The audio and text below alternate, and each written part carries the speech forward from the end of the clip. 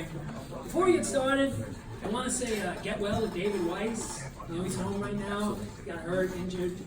So get well, David. Do you guys know David? Woo! For those of you who don't know David, there is a photo of David. This is a true story. On the wall at Islip Airport, out there on Long Island. Only guy with his photo on the wall at an airport, not named Bin Laden. I love Dave, so truly, we work together at 1010 Wins. There's a few of my 1010 Wins people here tonight. Woo! Thank you, 1010 Wins listeners in here. Awesome. You know who else loves 1010 Wins? Old people. I'll tell you, AM radio will not help you pick up chicks in a bar. One time, talking to this girl, she's like, "Oh, where do you work?" I'm like, 1010 Wins. She's like, I think my dad listens to that. Seriously. Old people love us. Young people love us too, but old people love us. And we know they love us because if they have a question about anything, they call us. It'll be like, how many electoral votes did Jimmy Carter get in 1976? Like, I don't know, man. Did you Google it? One time this guy, he says to me, I don't have a Google. You don't have a Google? Like, you gotta get a Google, man. You gotta get a Google. It's 2019. Nobody wants to talk to anybody, right? That's why we have Google, we have email, because people don't want to. It's like, I like you, but I'm not talking to you unless your hair's on fire. Even then, I might send you a text. I knew this girl one time, she would get drunk, and she would call me on the phone. It was crazy. I'd be like, hello? She'd be like, hey, what are you up to? I'd be like, I don't know, I was sitting here, the phone rang, and it's you. Now I'm trying to figure out why. You know who else loves 1010 Wins? Cabbies. And you guys, you're in a cab anywhere in New York, you know this. There's a good chance 1010 Wins is on the radio. That's why we do so many traffic reports. We're trying to help them out as best we can. But I feel bad for the cabbies. I mean, they're struggling these days. It's tough. It's tough for the cabbies. You know why? Uber. People love that Uber. Love anything that you can get on an app. You don't have to talk to anyone. You just put in your order. You don't have to wait in a line, and it's there. My favorite, the Starbucks app. I'm up on my desk. I type in my order. I go to the elevator. By the time I'm downstairs, it's ready. And I make sure those assholes, the non-app people waiting in line for their coffee, I make sure they see me and I walk in and out in 3 seconds with my coffee. You know, I do a little dance to be sure I'm like, I want them to see me.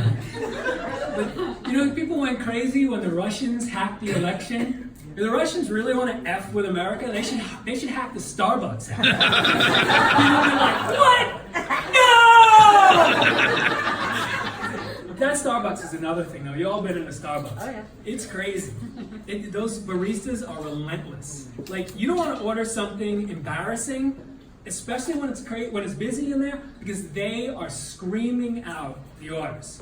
So you do order something embarrassing, you just hope they don't say your name, you know? So it's like, half-calf latte with almond milk. And I'm like, for Wally. It's like, the guy next to me one time was like, how do you get the milk out of an almond? Like, I don't know, man. It's my sister.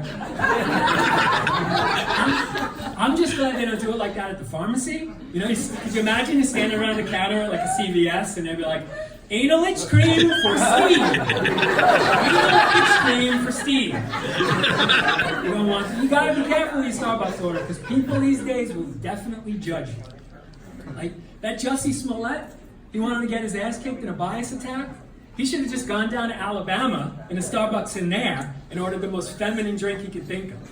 Like seriously, why get your buddies involved in some crazy plot when all you need is a barista in front of a bunch of militant homophobes to yell out, pink drink for Jussie! I'm pretty sure that's worth an ass kicking in Alabama, Mississippi, Indiana, you know? All those places.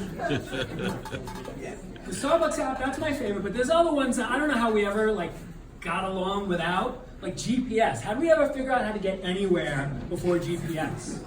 It's as great as GPS is, it can be a real dick, right? You know, it's like you're driving along, you pull over, right away, recalculating.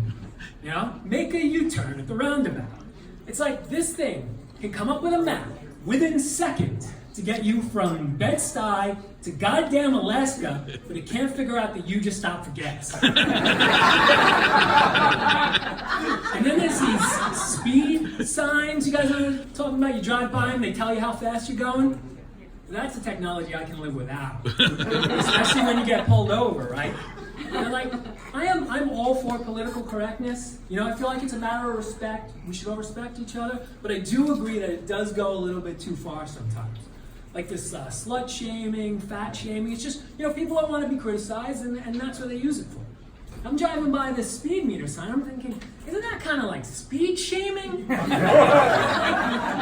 I'm like, you know, I'm pulled over. I'm like, all right, if this works for the fat people, I'm going to see if this can get me out of a ticket. So the policeman is like, you know how fast you were going? And I was like, yes, I know how fast I was going. I don't see why I have to throw it in my face right now. Don't laugh, rest of the day didn't go that great. And then, like, airplanes, like, how do they know where they're going? Like, do they have Sky GPS?